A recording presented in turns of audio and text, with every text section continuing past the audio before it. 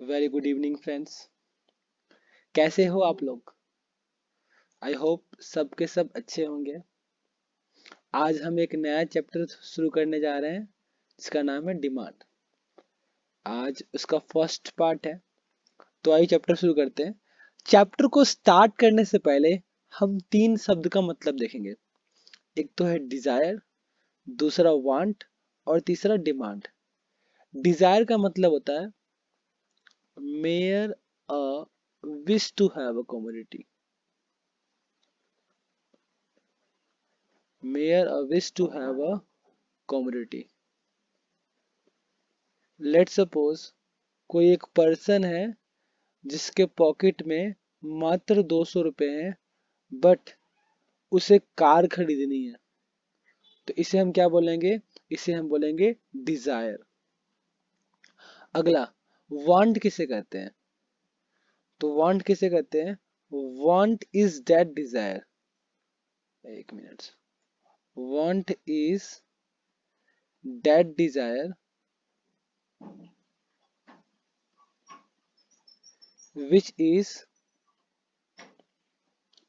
Which is backed by willingness, which is backed by the ability and willingness to satisfy it।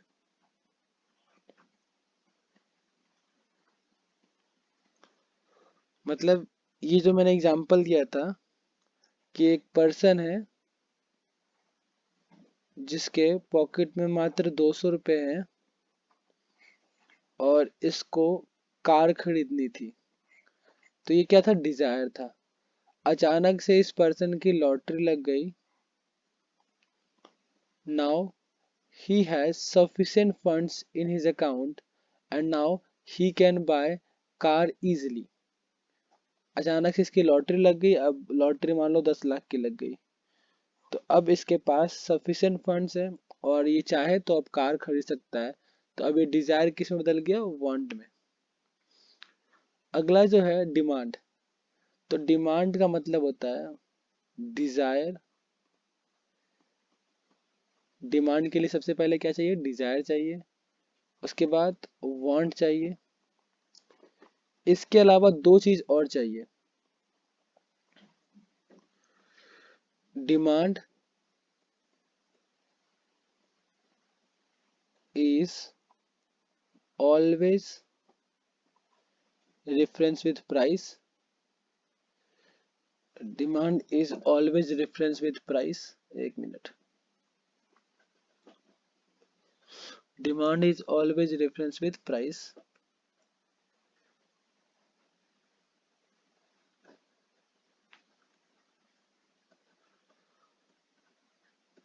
इसका मतलब क्या हुआ? जब भी आप किसी चीज की डिमांड करोगे तो आप हमेशा प्राइस को कंसीडर करोगे।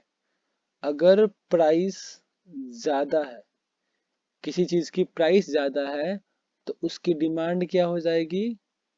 वेरी गुड, कम हो जाएगी। किसी चीज की प्राइस ज्यादा है तो उसकी डिमांड कम हो जाएगी। और किसी चीज की प्राइस कम है तो उसकी डिमांड क्या हो जाएगी? ज्यादा। अगर किसी चीज की प्राइस कम है तो इसकी डिमांड क्या हो जाएगी? ज्यादा। तो प्राइस और डिमांड में कैसा रिलेशन है? तो सर इनवर्स रिलेशन है। अगला क्या था? पहले मैंने बोला demand is always reference with price. दूसरा जो है मेरा, demand is always reference to period of time.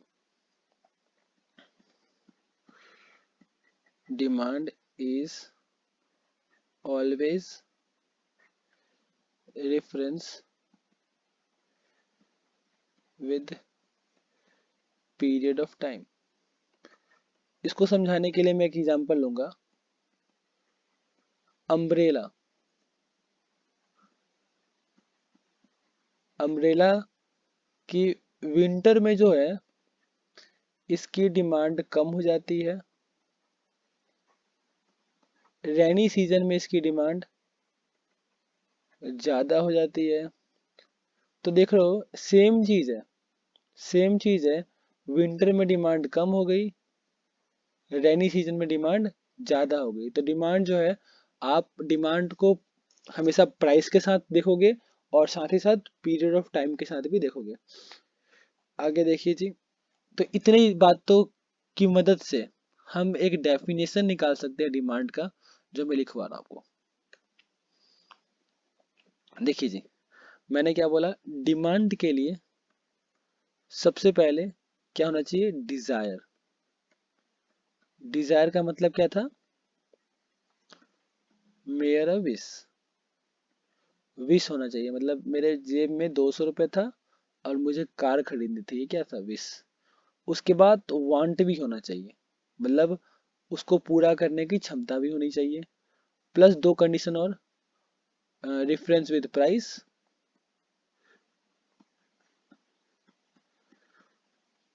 और एक और था reference with period of time.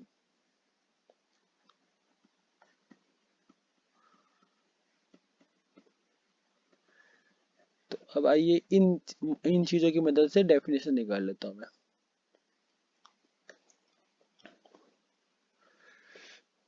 Demand is the quantity of a commodity. Demand is the quantity of a commodity, एक minute, of a commodity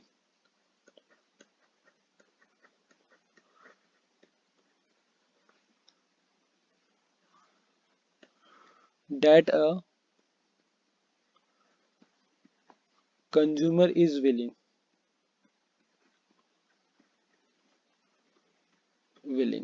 ये willing मतलब क्या हो गया, कंज्यूमर इज विलिंग, विलिंग का मतलब क्या, डिजायर।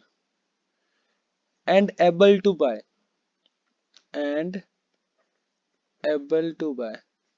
जब मैंने बोला एबल टू बाय मतलब क्या हो गया, ये हो गया मेरा want.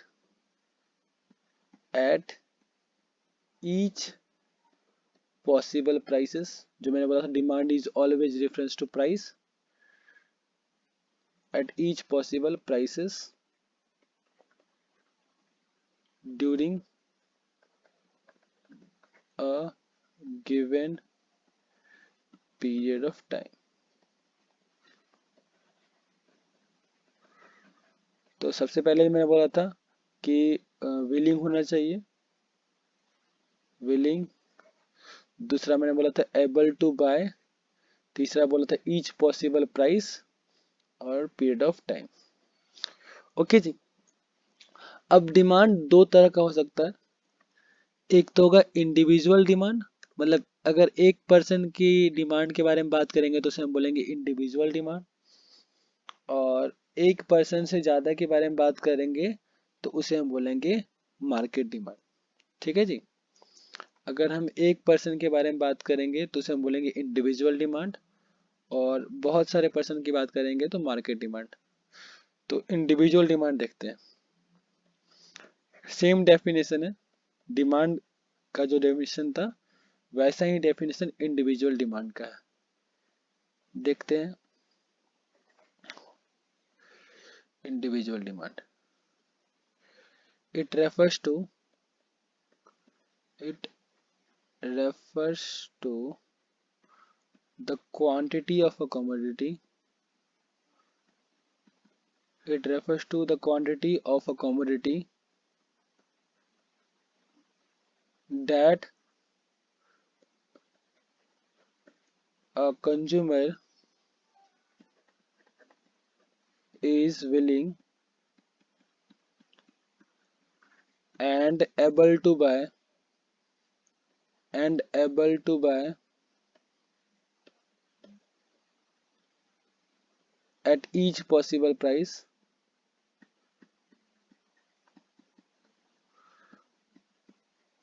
during a period of time।